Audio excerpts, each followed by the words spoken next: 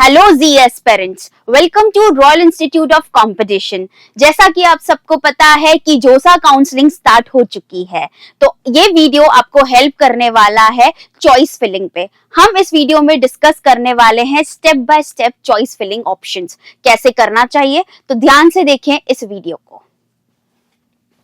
तो बच्चों, जैसा कि आपको पता है जोसा काउंसलिंग स्टार्ट हो चुकी है 3 जून से और ये एंड होने वाली है 12 जून को।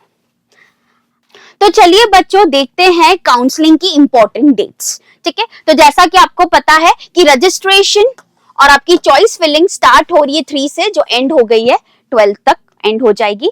इसी दौरान आपको यहाँ पे मिलेंगे कुछ मॉक सीट अलोकेशंस डिस्प्ले होंगे बच्चों, जो कि होने वाले हैं 9 जून और 11 जून। इसमें क्या होगा, जो आपने 8 जून तक यहाँ पे जो सीट चॉइसेस फिल करी है, ठीक है, आपकी रैंकिंग के अकॉर्डिंग आपको क्या कॉलेज मिल रहा है, क्या ब्रांच मिल रही है, इसकी एक रफली आइडिया और ये आपको दिया जाएगा। ठीक है, आप चाहे तो आप उससे सेटिस्फाइड है तो उसे कंटिन्यू करें, और अगर आप उसे फिर से अलोकेट करना चाहते हैं कि कुछ सीक्वेंस में आगे पीछे या कोई कॉलेज आगे पीछे या ब्रांच आगे पीछे करना चाहते हैं तो वो आप कर सकते हैं। ठीक है, वैसे ही फिर से आपको एक और मॉक टेस्ट अलोकेशन मिलेगा 11th, जिसका डिस्प्ले होगा 11 जून को। इसमें भी आप चेक कर सकते हैं, if you are satisfied you can proceed, नहीं तो आप अपनी सीट्स को अलोकेट कर सकते हैं। ठीक है, फिर बच्चों जो रिजल्ट आने वाला है, यहाँ पे इस बार आपको 6 सीट अलोकेशन रिजल्ट्स मिलने वाले हैं। फर्स्ट रिजल्ट आ जाएगा 14 जून को, नेक्स्ट है 21 जून, देन है 28 जून, 4 जुलाई, 10 जुलाई और फाइनल ओनली फॉर आईआईटीज है जो है 16 जुलाई को। लास्ट ईयर सिर्फ 5 अलोकेशन रिजल्ट्स थे, इस बार आपके पास 6 चांसेस हैं। ठीक है बच्चों, तो इस अकॉर्डिंग आप अपनी काउंसलिंग में अपीयर हो सकते हैं इतने टाइम्स।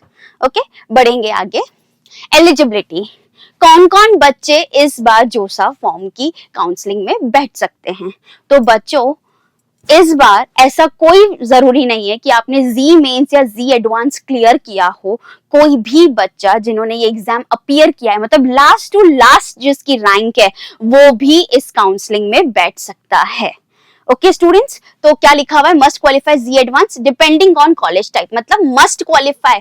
मैंने वापस क्लियर कर रही हूँ, मस्ट क्वालिफाई का यहाँ पे ये मतलब है कि ऐसा कोई कॉलेज है जो सिर्फ जी मेंस या जी एडवांस के बच्चे को लेगा, तो वो बच्चा जरूर, अगर उसने क्लियर नहीं किया है तो उस कॉलेज पर्टिकुलर के लिए वो अपीयर नहीं हो सकता। पर हाँ, सभी बच्चे, यानी मैं वापस रिपीट कर रही हूँ, लास्ट टू लास्ट रैंक वाला बच्चा भी जिसका सिलेक्शन नहीं हुआ है, जिसने कट ऑफ क्लियर नहीं करी है, वो भी इस काउंसलिंग में बैठ सकता है।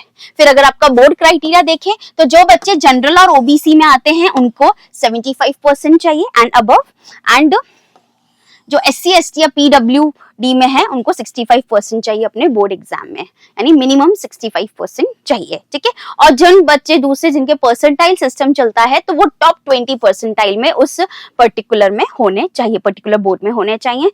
इसमें आपके पास क्या सब्जेक्ट्स होने चाहिए, तो बच्चों 12th में PCM चाहिए, एक लैंग्वेज सब्जेक्ट, जैसे किसी बच्चे के पास इंग्लिश या हिंदी है तो उन दोनों में से जिसके हाईएस्ट मार्क्स होंगे वो कंसिडर किए जाएंगे, और एक इलेक्टिव, क्योंकि बहुत सारे बच्चे होते हैं, हो सकता है कि बहुतों ने सिर्फ ये 5 सब्जेक्ट्स ही लिए हो, PCM हिंदी इंग्लिश, पर बहुत सारे दूसरे बच्चे भी होते हैं जो कुछ इलेक्टिव सब्जेक्ट्स और लेते हैं, तो वो काउंट इसमें होगा। आगे बढ़ते हैं बच्चों सीट मैट्रिक्स पे। लास्ट ईयर के डेटा के अकॉर्डिंग कितनी सीट्स कॉलेजेस में है ये हम डिस्कस करने वाले हैं। IIT के पास है 17,760 सीट्स, NITs के पास है 24,229 सीट्स, ट्रिपल ITs में है 8546 सीट्स एंड GFTI में है 9,402 सीट्स। अगर आप देखेंगे तो लगभग ये सारी सीट्स पे जाती हैं 60,000 तक ये सारी सीट्स जा रही हैं। तो आप अपना रैंकिंग के हिसाब से देख सकते हैं कि आप कहां स्टैंड करेंगे। ओके, तो बच्चों अब हम डिस्कस करने वाले हैं पूरा counselling process from starting to end, क्या प्रोसेस रहने वाला है जोसा काउंसलिंग का। जैसा कि सबसे पहले तो रजिस्ट्रेशन स्टार्ट हो गए हैं फ्रॉम 3rd to 12th। उसी दौरान आपको चॉइस फिलिंग करनी, मतलब आपको कौन से कॉलेज और कौन सी ब्रांच को प्रेफरेंस देनी है ये आपको फिल करना है, और जैसा कि हमने डिस्कस किया है उसी दौरान आपके 8 और 10 को है मॉक सीट अलॉटमेंट। ठीक है बच्चों, उसके बाद हम आ जाते हैं, अगर आप अपने मॉक सीट अलॉटमेंट का जो डिस्प्ले आया है उससे सेटिस्फाइड है तो आप लॉक कर लीजिए। अगर आप सेटिस्फाइड नहीं है तो जो भी आप अलोकेट करना चाहते हैं अपनी चॉइसेस को वो अलोकेट कर दीजिए और फिर आप लॉक कर दीजिए। अगर आप लॉक करना भूल जाते हैं तो कोई घबराने की जरूरत नहीं है, ये लास्ट डे पे ऑटो लॉक भी हो जाएगा। ठीक है, अब आपका रिजल्ट आएगा बच्चों। सबसे पहले आपको रिजल्ट के बाद आपको क्या करना है, आपको उस अलॉटमेंट लेटर को प्रिंट कर लेना है। क्या कर लेना है बच्चों, प्रिंट कर लेना है। फिर आपके पास ऑप्शन आएंगे फ्रीज, फ्लोट और स्लाइड। इन ऑप्शंस को मैं आगे इस वीडियो में और डिटेल्ड में बताऊंगी आपको। अगर जो भी आपको कॉलेज मिला है उससे आप सेटिस्फाइड हैं तो आप फ्रीज कर लें, और फ्लोट और स्लाइड को मैं आगे ही इसमें और डिस्कस करने वाली हूँ इसी वीडियो में। फिर आपको करवाने अपनी डॉक्यूमेंट वेरिफिकेशन और फिर आपको अपनी फीस दे देनी है और आप अपने कॉलेज में जाएंगे। ठीक है, फिर आ जाता है बच्चों चॉइस फिलिंग टिप्स। ठीक है, ये टिप्स काफी इंपॉर्टेंट है, ध्यान रखें इसको अपना फॉर्म फिल करने में, क्योंकि आपका सिलेक्शन सिर्फ रैंक पे नहीं आपकी चॉइसेस फिल करने पे भी डिपेंड करता है। अगर आपने एक चॉइस की मिस्टेक कर ली और हो सकता है जैसे कि फॉर सपोज आपने पहले भर दिया आईआईटी भुवनेश्वर और फिर भर दिया आईआईटी दिल्ली या आईआईटी मुंबई, तो पहले आपको भुवनेश्वर मिल जाएगा, दिल्ली और मुंबई नेक्स्ट आपकी चॉइसेस हो जाएंगी। तो चॉइस फिलिंग बहुत बहुत इंपॉर्टेंट है। ठीक है, क्योंकि अगर आपने एक गलत फिलिंग करी है तो उसका आपको रिग्रेट करना पड़ेगा फॉर योर नेक्स्ट 4 years। ठीक है, तो आप कैसी करेंगे बच्चों, स्मार्ट फिलिंग करेंगे। बेटर ब्रांच और कॉलेज किसको चूज करना है, इवन एट सेम रैंक। ऐसा होता है कि बच्चों बहुत सारे बच्चे अच्छी रैंक लाके भी बेटर ब्रांच और कॉलेज में नहीं पहुंच पाते क्योंकि उन्होंने चॉइस फिलिंग सही से नहीं करी है।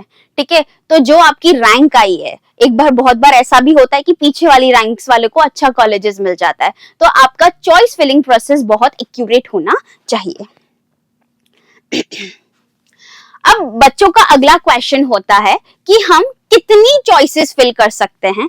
तो बच्चों आपकी चॉइस पर कोई लिमिट नहीं है, आप चाहो जितनी चॉइसेस फिल कर सकते हैं।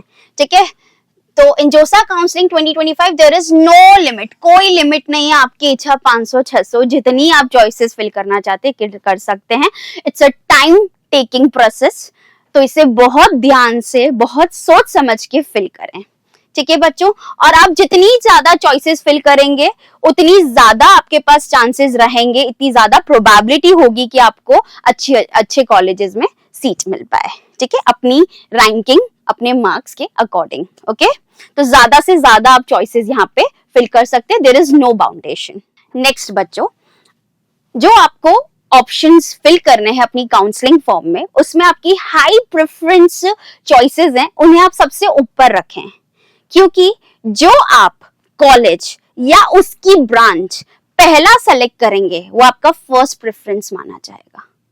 आई बात समझ में बच्चों? जैसे फॉर सपोज आपने फर्स्ट फिल किया आईआईटी मुंबई, आपके पास कैसे फॉर्म आता है मैं आपको बताती हूँ बच्चों।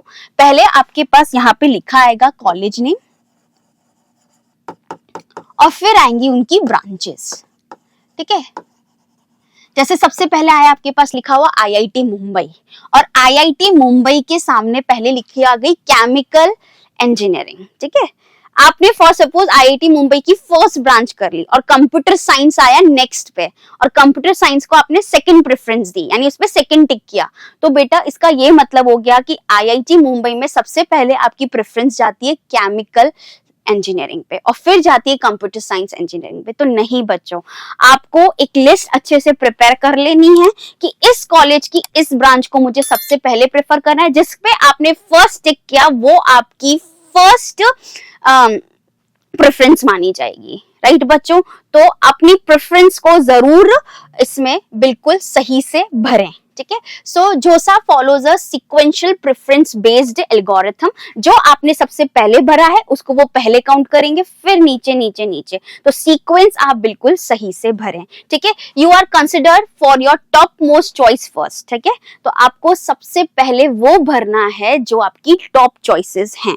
If your rank qualifies for it, you are allotted that seat. अगर आपकी रैंक आपकी चॉइस को, आपकी टॉप चॉइसेस को जहां पे भी आप क्वालिफाई करेंगे वो आपको अलॉट हो जाएगी और लोअर चॉइसेस फिर हट जाएगी। ठीक है, unless you opt float option. मैंने बताया फ्लोट अगर फ्रीज कर लेते हो तो लोअर चॉइसेस हट जाएगी, बाकी मैं आपको आगे बताने वाली हूँ फ्लोट का क्या मतलब है। If not the system checks your next choices, अगर आप नहीं करते हो तो फिर वो आगे की नेक्स्ट चॉइसेस आपकी प्रेफर करेगा। नेक्स्ट इंपॉर्टेंट टिप बच्चों, जो आपका रैंक इस ईयर आया है तो जोसा की ऑफिशियल वेबसाइट पे जाके आप उस रैंक पे लास्ट 2 इयर्स जो बच्चा उस रैंक पे लास्ट 2 इयर्स में आया है उनको क्या सीट अलॉट हुई थी ये आप चेक कर सकते हैं। ठीक है बच्चों, तो ये काफी बेनिफिशियल रहेगा आपके लिए, आपकी काउंसलिंग फॉर्म फिल करने के लिए। साथ ही आप अपनी एनआईटीज और GFTIs home state versus other state की कट ऑफ्स पे भी ध्यान दें, ठीक है, ताकि आप वो कॉलेजेस जरूर फिल कर पाए जिसके हाई चांसेस है, हाई प्रोबेबिलिटी है कि इस रैंकिंग पे आपको ये कॉलेज तो जरूर मिल जाएगा। बच्चों, आपके चॉइसेस का क्या ऑर्डर होना चाहिए? तो सबसे पहले तो आप अपने ड्रीम कॉलेजेस भरें जिसमें आपको जाने की आपका ड्रीम है कि मैं इस यहाँ रैंकिंग आ गई है तो मैं इस कॉलेज में तो जरूर जाऊंगा। ड्रीम कॉलेजेस सबसे पहले भरें। फिर रियलिस्टिक ऑप्शंस बेस्ड ऑन जोसा की वेबसाइट पे जाके लास्ट 2 इयर्स के जो आप देख लेंगे तो आपको उससे थोड़ा आइडिया लग जाएगा कि आपको अपनी रैंकिंग पे क्या कॉलेज अलॉट हो सकता है। और फिर अपने सेफ ऑप्शंस मतलब बैकअप प्लान जरूर रखें, लास्ट में जरूर अपने बैकअप प्लान्स ऐड करें जो आपके स्टेट गवर्नमेंट कॉलेजेस हैं, ये सब फिल करके एक बैकअप प्लान हमेशा रहना चाहिए। ऐसा ना हो कि आपने अपनी रैंकिंग के हिसाब से आईआईटीज एनआईटीज फिल कर दिए पर आपकी रैंकिंग है ही नहीं कि वो आपको वो कॉलेजेस दे पाए, राइट? तो स्टेट गवर्नमेंट कॉलेजेस को भी आप अच्छी प्रेफरेंस दे अपनी रैंकिंग के अकॉर्डिंग। ओके, नेक्स्ट टिप बच्चों, अगर आपका कोई ड्रीम कॉलेज है तो आप चाहे तो काउंसलिंग फॉर्म में उस पे एक ही कॉलेज से मल्टीपल ब्रांचेस फिल कर सकते हैं। जैसा कि आपका ड्रीम कॉलेज है आईआईटी मुंबई, तो आप आईआईटी मुंबई में अगर 15 ब्रांचेस है तो आप वो 15 की 15, एक एग्जांपल दे रही हूँ, है ना। अगर आईआईटी मुंबई में फॉर सपोज 15 to 20 ब्रांचेस है तो आप वो सारी अपने ऑर्डर अपने प्रेफरेंस के हिसाब से फिल कर सकते हैं। इससे आपको अपने ड्रीम कॉलेज में एंटर होने के ज्यादा चांसेस बनेंगे अगर आपकी रैंकिंग उसके अकॉर्डिंग है तो। और दूसरा, आप बाद में रिग्रेट ना कर दें कि मैंने ये ब्रांच छोड़ दी, मुझे इस रैंकिंग पे आईआईटी मुंबई की ये ब्रांच मिल सकती थी। तो बिल्कुल बच्चों, आप अपने ड्रीम कॉलेज मतलब आपको पता है कि मुझे आईआईटी मुंबई जाना है, मुझे आईआईटी दिल्ली ही जाना है, तो आप उनकी जितनी भी ब्रांचेस है उनको अपने ऑर्डर के अकॉर्डिंग फिल कर सकते हैं अगर आप अपने कॉलेज को प्रेफरेंस दे रहे हैं तो। Next is students mock allotment. इसके बारे में आपको पहले भी बता चुकी हूँ मैं। आपको 2 मॉक अलॉटमेंट्स मिलेंगे, एक आपको 8th को करना है और एक आपको 10th को करना है, जिसका डिस्प्ले आपको 9th और 11th को मिलेगा। ये आपको हेल्प करेगा कि आपने जो चॉइसेस फिल करी है और जो आपकी रैंकिंग है उस पे आपको क्या सीट मिल रही है आपके करंट चॉइस के हिसाब से, है ना। तो this help you understand where you might get a seat based on your current choices and rank, ठीक है। और ये आपको हेल्प करेगा कि भाई आपने जो चॉइस फिल करी है वो सही करी या नहीं करी है, क्या आपको इसको रीअरेंज करने की जरूरत है या नहीं है। तो mock allotment is very important. अब बच्चों, जब आपको सीट अलॉट हो चुकी है उसके बाद आपके पास आते हैं 3 options, freeze, float and slide. क्या है ये ऑप्शंस, मैं आपको इनके बारे में बताती हूँ।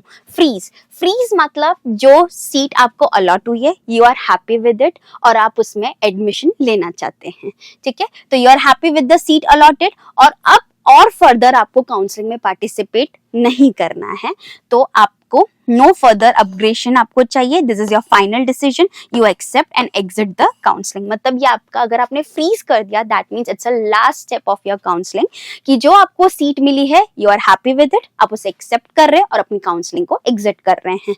Next option is float. Float का क्या मतलब होता है कि जो आपको सीट अलॉट हुई है वो आपने एक्सेप्ट तो करी है but you want to try for more upgradations. मतलब आप चाहते हो कि मैं नेक्स्ट राउंड में और क्या मेरा बेटर रिजल्ट, अगर मुझे नेक्स्ट काउंसलिंग्स में इससे भी बेटर मिल रहा है तो मैं फ्लोट ऑप्शन को टिक करूंगी, ठीक है। तो you accept the seat but you want to try to better institute in the next round. अब बच्चों फ्लोट के केस में आपका अपग्रेडेशन ब्रांचेस में भी हो सकता है या फिर कॉलेज भी चेंज हो सकता है, ठीक है। तो both branch and college can change in your float option. Next is slide. Slide means अगर आप स्लाइड ऑप्शन पे करते हैं टिक आफ्टर योर सीट अलॉटमेंट, इसका ये मतलब होगा कि आपको जो इंस्टीट्यूट मिला है वो आपने फिक्स कर लिया है, बस आपको ब्रांच का अपग्रेडेशन चाहिए, ठीक है। तो you accept the institute but you want a better branch in the same college, college stays the same, only branch change. तो अगर आपको कॉलेज और ब्रांच दोनों का अपग्रेडेशन चाहिए तो आप फ्लोट करेंगे, अगर आपको सिर्फ ब्रांच का अपग्रेडेशन चाहिए तो आप स्लाइड करेंगे, और अगर आप अपने रिजल्ट से सेटिस्फाइड है तो आप फ्रीज करेंगे। तो आई होप आपको फ्रीज, फ्लोट और स्लाइड का मतलब समझ आ गया होगा। Now students, final tip. पहली टिप ये है आपके लिए कि आप जल्द से जल्द अपना ये काउंसलिंग का फिलिंग प्रोसेस स्टार्ट करें, रिसर्च करें अच्छे से कि किसको क्या हाई प्रायोरिटी देनी है, किसको फर्स्ट, सेकंड, थर्ड प्रायोरिटी देनी है, और अलर्ट रहें। नेक्स्ट, आप मॉक अलॉटमेंट यूज करें, आपको बता चुकी हूं मैं 2 मॉक अलॉटमेंट होंगे, ठीक है, उसे अच्छे से यूज करें। Next is past cut offs, जो आपको मैंने बताया कि जोसा के वेबसाइट पे आपको आपकी जो अभी रैंक आई है उस अकॉर्डिंग लास्ट 2 इयर्स पे उस रैंक पे क्या कॉलेज मिला था ये आपको पता चल जाएगा। तो मॉक अलॉटमेंट और पास कट ऑफ्स को जरूर चेक करें, ठीक है।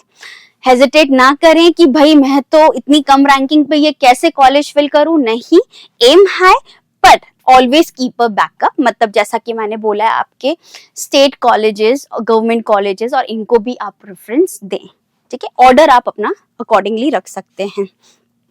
अपने मेंटोर, सीनियर्स और पेरेंट्स से भी डिस्कस करें, और आपको कोई भी डाउट हो तो आप इस वीडियो के नीचे कमेंट कर सकते हैं, हम उसे क्लियर करेंगे। Thank you, all the best.